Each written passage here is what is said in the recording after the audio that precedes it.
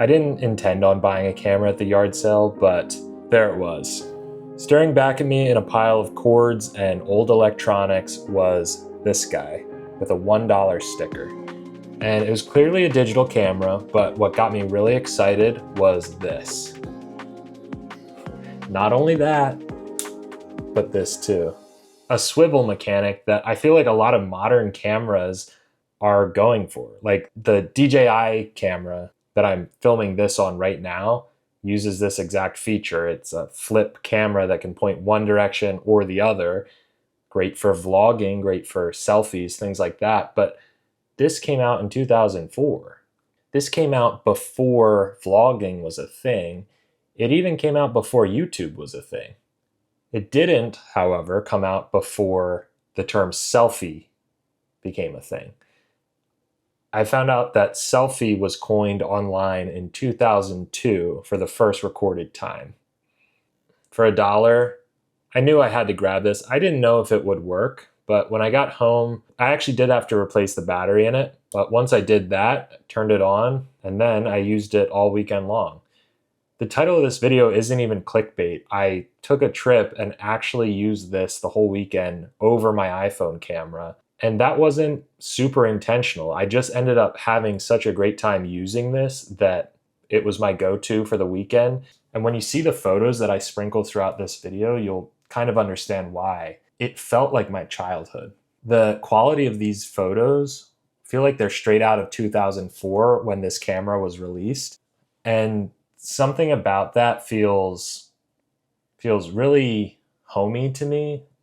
Like, I can take a million photos on my iPhone, and I have, but if you had to choose between all the photos in your cell phone right now or all the photos in the albums and home videos from your childhood, which one would you choose? Maybe you'd choose your phone videos. I mean, there's probably a lot more of them and they're more recent, but when you go back and look at those old videos and photos from your childhood, it feels like a part of you that may have gone missing. Well, I found some of that with this camera. I dramatize it a little bit, but I really did have such a great time using this camera, and the history of it is actually quite interesting. So you might notice this camera has a very Apple-esque look to it. Like, it's got a sleek design. It was clearly designed with intent, much like Apple products. Funny enough, this camera was actually released in some sort of partnership with Apple for the iPod mini in 2004. So they designed this camera to look like the iPod mini so that when you're going out and you throw your iPod mini in your pocket, you can throw this camera in your pocket too, and they would match. You've got all your music on one and all your photos on the other. A complete package. Of course, today, these are all combined into your phone, but that wasn't always the case. Apple was actively voicing support for this camera, which I thought was really fascinating because I don't know that we see a lot of partnerships from Apple in that way right now, like bragging about another company's design. There's probably examples of that though. I don't know things. The other funny thing about this camera was its cutting edge thing was how fast it could record. Like how fast it would go from being off to taking a photo or a video. I guess old digital cameras would take a second to power on and get to that point, but that was something this camera did very well. And I can attest to it all weekend long. I used it to capture impromptu moments, and I never felt like I had to wait too long to get the capture. I guess I should tell you what this camera is called. It's made by Kyocera, and it's the Finecam SL400R.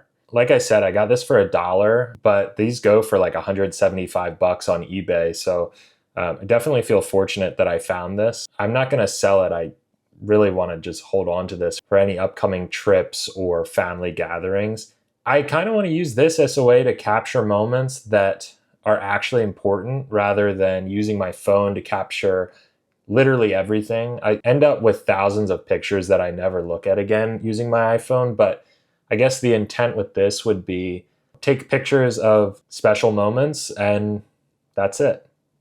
Keep the special moments, and with anything else, just try to appreciate it with my eyes. It's not that deep though. I honestly just think this is such a cool camera. I know there's kind of a trend of using digital cameras and like old 2000s era stuff, and it's kind of an aesthetic that's popular right now, but so much of my life as an adult who was born in the year 2000 is kind of missing those days before things got too convenient. Like, it's very convenient now with your iPhone. You've got everything right there. I don't know. Sometimes you miss the days where things were a little bit harder, where you couldn't get internet right away. Your PlayStation 2 wouldn't read all your discs. Here's another good example. Trying to find something to watch on cable. Like, there were only a few options compared to now there are endless options, and that's kind of a lot of pressure to pick out the right things. I don't really know where I'm going with this. I tend to be a little bit nostalgic about how things used to be, which I think we probably all are, but I don't know. That's not necessarily what this video is. I just wanted to share some thoughts about this camera and say I had such a great time using it. I highly recommend just keeping an eye out for old stuff like this at yard sales and thrift stores, because you could end up having a lot of fun with it. It doesn't have to be great quality for it to be fun. A lot of times it's way more fun when it is kind of janky and old. Anyway, I'm gonna keep using this and maybe I'll make more videos about it. Anywho, thanks for watching. This was a quick one. Go out and make something. Bye. Happy 4th of July, everybody.